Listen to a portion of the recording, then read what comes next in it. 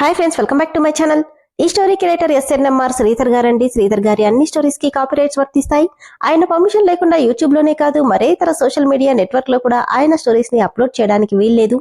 దయచేసి అలా చేయకండి ఫ్రెండ్స్. అలా చేస్తే లీగల్ గా చాలా ప్రాబ్లమ్స్ ఫేస్ చేయాల్సి వస్తుంది.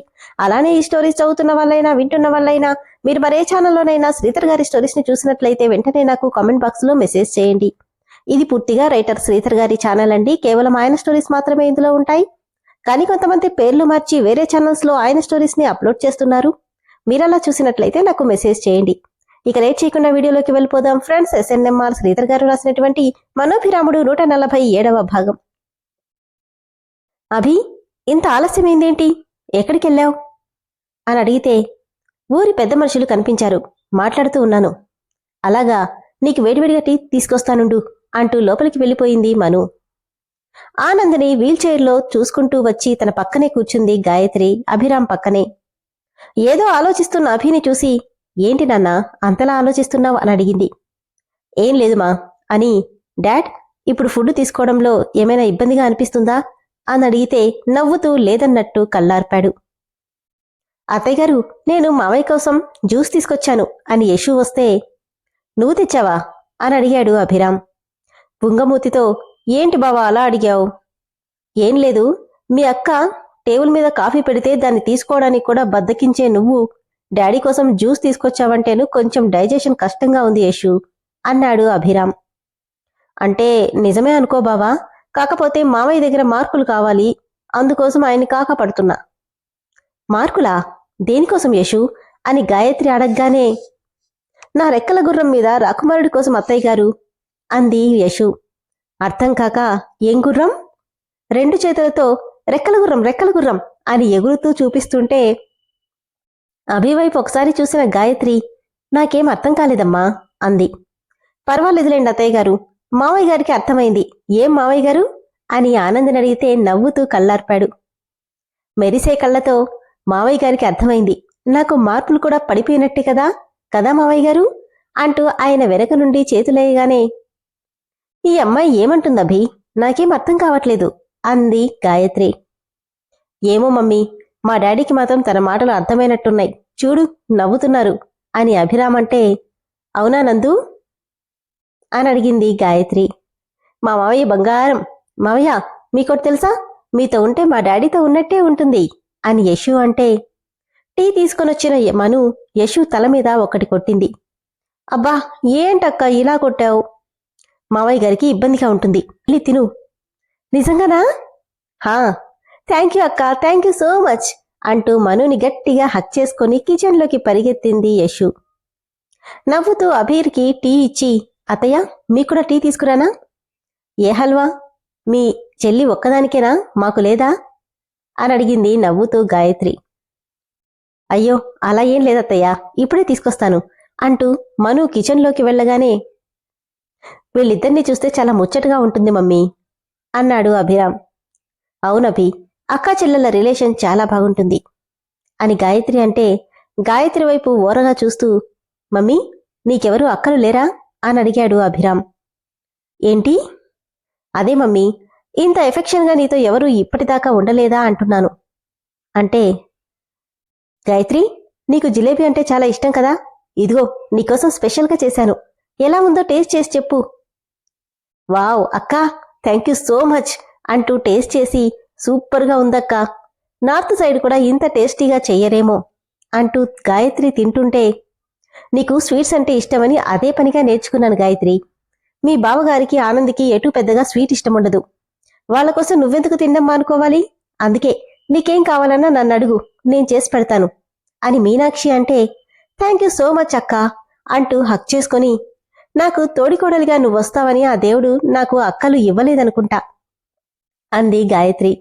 నవ్వి, నాక్కూడా అలానే అనిపిస్తుంది, నాక్కూడా చెల్లెలెవరూ లేరు, ఎటూ నువ్వు ఉన్నావుగా, ఆ లోటు తీరిపోయినట్టే అని మీనాక్షి అంటుంటే, అప్పుడే లోపలికొచ్చిన ఆనంద్, మీ అక్క చెల్లెలిద్దరూ కలిసిమెలిసి ఉండడం ఓకే గాని మీరిద్దరూ ఒక్కటై మా ఇద్దరిని మాత్రం వేపుకు తినకండి అన్నాడు. దాన్ని కొనసాగిస్తూ రాఘవ, నందు, రఘు, మా పేర్లు అవే కాదని ఎవరన్నారు? మీరిలా ఎగతాలు చేయడం ఏం లేదు, బాగలేదు బావగారు అని గాయత్రి ఉడుకుపుతూ అంటే గాయత్రి 2 కొప్పులు ఒకే చోట ఉంటే ఫ్యూచర్లో గొడవలొస్తాయంట. అందుకని ముందుగానే జాగ్రత్త చెప్తున్నా.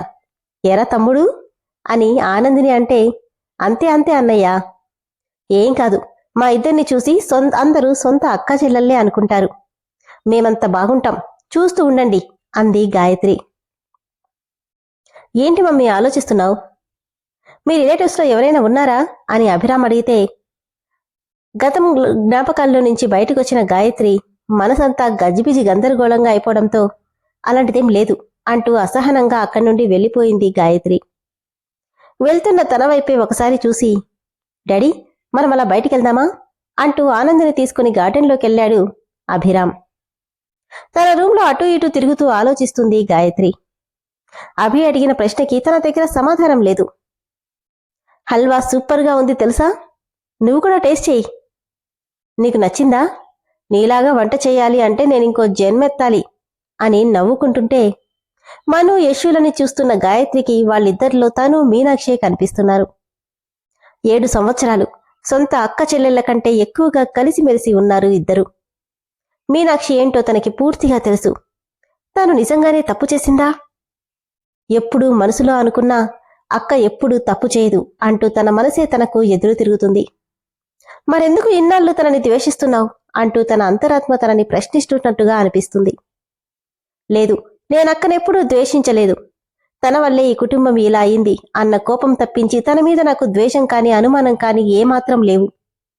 నిధి గురించి ఎప్పుడు టాపిక్ వచ్చినా ఎన్నోసార్లు తనని హెచ్చరించాను ఇదంతా వద్దని. కానీ తను వినిపించుకోలేదు. మొండిగా ఆ నిధి కోసం వెళ్లే ఈ కుటుంబాన్ని ఇక్కడి వరకు తీసుకొచ్చింది.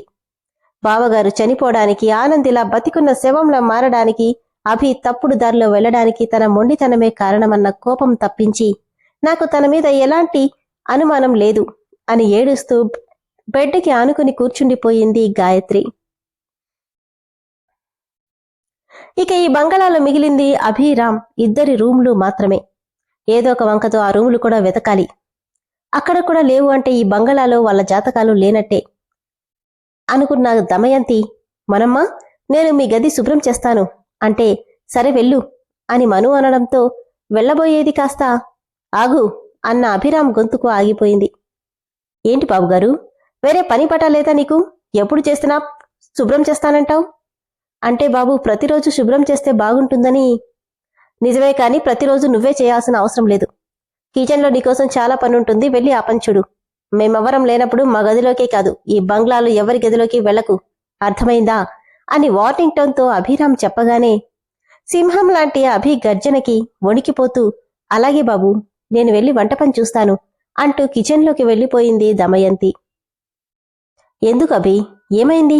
ఎందుకలా తనని కోపడుతున్నావు అని మను అడిగితే, బెడ్రూమ్ అనేది పర్సనల్ మను, అందులోకి పరాయి వాళ్లు వెళ్లడానికి వీల్లేదు. నువ్వు ఎప్పుడైనా పని వాళ్లతో పని చేయించుకోవాలి అనుకుంటే కూడా నువ్వు కూడా ఉండు, అర్థమైందా? సరేలే, నీకీ మధ్య మరీ అనుమానం ఎక్కువైపోయింది. అనుమానం కాదు మను, మన జాగ్రత్తలో మనముండాలి. తానెవరో మనకి తెలీదు, ఎక్కడ ఉంటుందో తెలీదు. జాలిపడి పనిచ్చారు, అంతవరకు బానే ఉంది, కానీ అంతకు మించి మంచిది కాదు అన్నాడు అభిరామ్. చూసావా, ఇన్ని రోజులు మీ అన్న మాట్లాడలేదని బాధపడ్డావు. ఇప్పుడు నువ్వు తన ఎదురుగా నిలబడ్డా ఏమీ అనలేదు అని ప్రమోద్ అంటే దిగాలుగా, కానీ నాతో మాట్లాడలేదుగా ప్రమోద్. వాడికి నీ మీద కోపం లేదు వైషు, వాడి ప్రేమ ఎప్పుడూ పైకి కనిపించదు, అంతే. అది సరే కాని అన్నయ్యేంటి జీవితాంతం నాకు తోడుండేది ఇస్తానన్నాడు? నిజమే, వాడు చెప్పింది నా గురించేనని నాకు డౌట్ కొడుతుంది అనుకుంటుంటే, ఏంటి మాట్లాడావు? వాడేదో వ్యాలిడ్ గిఫ్ట్ ఇస్తానన్నాడులే వైషు, దాని గురించి ఎక్కువ ఆలోచించకు. సరేగాని మన పెళ్లి గురించి ఏం ఆలోచించావు?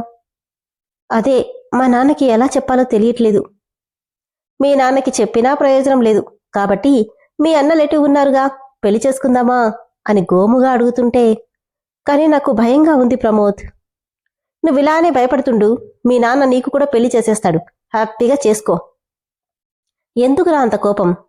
ఒకవేళ మా నాన్న అంత పని చేస్తే ఇంట్లో నుండి పారిపోయి నీ దగ్గరికి వచ్చేస్తా. నిజమా? నిజంగా నిజం. లవ్ యూ స్వీట్ హార్ట్ అంటూ వైషుని హక్ చేసుకున్నాడు ప్రమోద్. వీళ్ళిద్దరిని దూరం నుండి చూసిన ధనుంజయ భూపతి పళ్ళు బిగబట్టి, వీళ్ళిద్దరూ ప్రేమలో ఉన్నారా? ఇది నాన్నకి తెలిస్తే ఇద్దరిని చంపేస్తాడు. ఆయన వరకు వెళ్లకుండా నేనే ఏదో ఒకటి చెయ్యాలి అనుకున్నాడు. శివాలయం ముందు కారు దిగాడు అభిరామ్. గుడి తెరిపించిన తర్వాత ఇదే తను రావడం. తను చిన్నప్పుడు చూసినట్టు మళ్లీ ఆ గుడి మొత్తం భక్తులతో కిటకిటలాడుతుంది.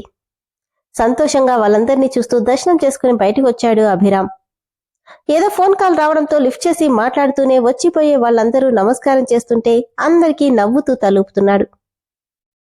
నేనింకో 1 month వరకు రావడం కుదరదు అని మాట్లాడుతుంటే భక్తుల గందరగోళ మాటల మధ్య గుళ్ళో మంత్రాలు వినసొంపుగా వినిపిస్తున్నాయి. అంత శబ్దంలోనూ అభి చెవికి ఉన్నట్టుండి వినిపిస్తున్న పాము బుసకొడుతున్న శబ్దానికి అతని బురుకుటి ముడిపడింది. నేను తర్వాత కాల్ చేస్తానంటూ ఫోన్ పెట్టేసి ఆ సౌండ్ వస్తున్న దిశగా చూశాడు. నిండుగా కనిపిస్తున్న మామిడి తోట, మరోవైపు గుడి నుండి వినిపిస్తున్న శబ్దాలు. ఏంటిది, ఇంత సౌండ్లో నాకు మాత్రం పాము బుసకొడుతున్న చప్పుడు ఇంత క్లియర్గా ఎలా వినిపిస్తుంది? అదేంటో ఈరోజు క్లియర్ చేసుకోవాలి అనుకుంటూ ఆ శబ్దం వస్తున్న దిశగా అడుగులు వేశాడు అభిరామ్.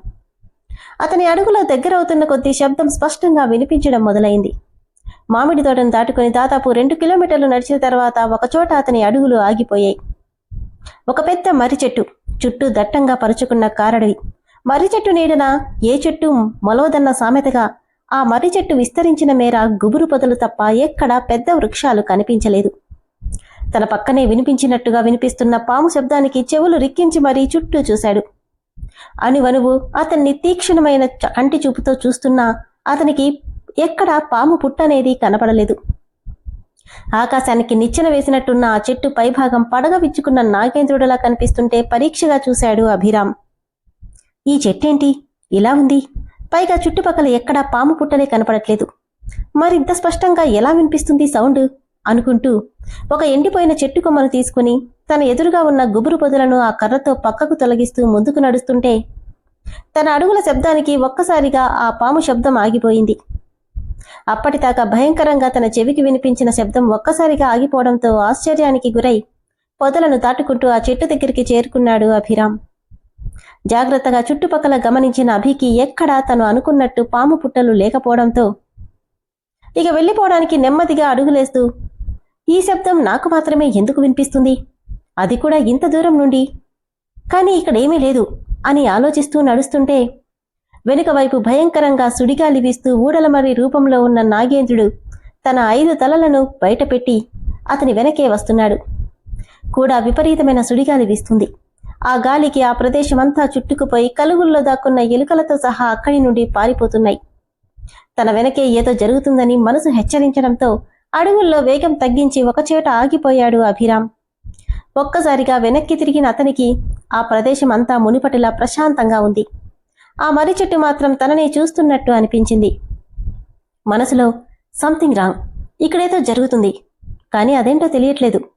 ఇది మాయా, లేక ఆ రాజేంద్ర నా మీద పగతో మళ్ళీ ఏమైనా చేశాడా అనుకుంటూ చుట్టూ చూస్తే అక్కడ మనిషన్న జాడ కూడా ఎక్కడా కనపడలేదు. దాంతో ఒకసారి భారంగా నిట్టూర్చి అక్కడి నుండి గబగబా వెళ్ళిపోయాడు అభిరామ్. అభి కనుమరుగవుతున్న వేళ మర్రి చెట్టు మధ్య భాగంలో 2 పెద్ద పెద్ద కళ్ళు తెరుచుకున్నాయి. ప్రద్యుమ్న మహారాజా, నీ అంశతో పుట్టిన నీ ఇంటి వారసుడు ఈ నిధికి అసలైన హక్కుదారుడు వచ్చాడు. ఇక ఎక్కువ కాలం ఈ నిధి దాచడం కుదరదు అంటుంటే ఆ ప్రదేశమంతా ఆ మాటలు ప్రతిధ్వనిస్తున్నాయి. విన్నారు కదా ఫ్రెండ్స్, స్టోరీ ఎంత బాగుందో తెలుసా?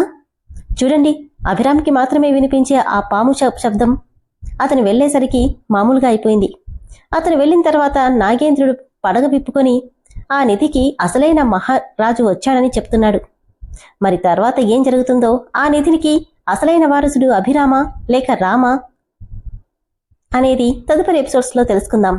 స్టోరీ అయితే చాలా చాలా ఇంట్రెస్టింగ్గా ఉంది కదా ఫ్రెండ్స్. నాకైతే చాలా బాగా నచ్చింది. సో మీరు కూడా ఎక్కడా స్కిప్ చేయొద్దండి. అలానే స్టోరీ నచ్చిన వాళ్ళు ఇమ్మీడియట్గా మెంబర్షిప్లో జాయిన్ అవ్వండి. Thank you.